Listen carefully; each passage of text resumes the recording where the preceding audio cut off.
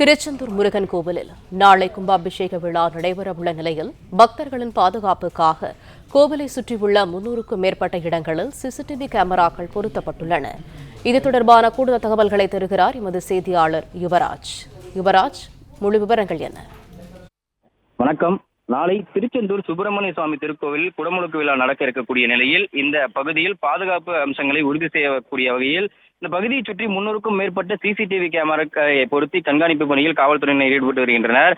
அதே போன்று இந்த பகுதியிலிருந்து கடற்கரை சாலை, அதே போன்று பேருந்து நிலையம், கோவில் கோபுரம், யாகசாலை, கடைவீதிகள், வாகன நிறுத்தங்கள், அதே போன்று மக்கள் அதிகமாக கூடக்கூடிய இடங்கள், இதை சுற்றி 300க்கும் மேற்பட்ட சிசிடிவிகளை எஸ்பியின் நேரடி கண்காணிப்பில் இங்கு இருக்கக்கூடிய காவல் அதிகாரிகள் மற்றும் சிசிடிவியை கண்காணிக்கக்கூடிய அந்த அதிகாரிகளானது நேரடி கண்காணிப்பில் ஈடுபட்டு வருகின்றனர்.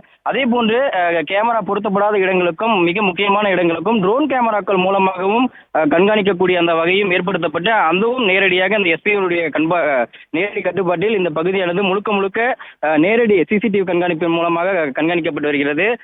திருட்டு சம்பவங்கள், அதே போன்று வாகன திருட்டுகள், நகை பணம் திருட்டுகள் உள்ளிட்டவற்றை தடுப்பதற்காகவும் இந்த பகுதியில் ஏதும் அசம்பாவிதங்கள் ஏற்படக்கூடாது என்ற ஒரு காரணத்தினாலும் இந்த பகுதியை சுற்றி 300க்கும் மேற்பட்ட சிசிடிவிகள் பொருத்தப்பட்டு வருகின்றன. அதே போன்று கூடுதலாக சிசிடிவி தேவைப்பட்டாலும் முக்கியமாக இடங்களிலும் இந்த சிசிடிவியானது பொருத்தப்பட்டு வருகின்றது.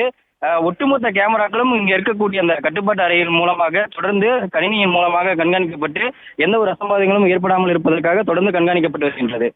பிளே ஸ்டோர் மற்றும் ஆப் ஸ்டோரில் இருந்து பாலிமர் செயலியை QR கோடு மூலம் பதிவிறக்கம் செய்யுங்கள். செய்திகளை உடனுக்குடன் பெறுங்கள்.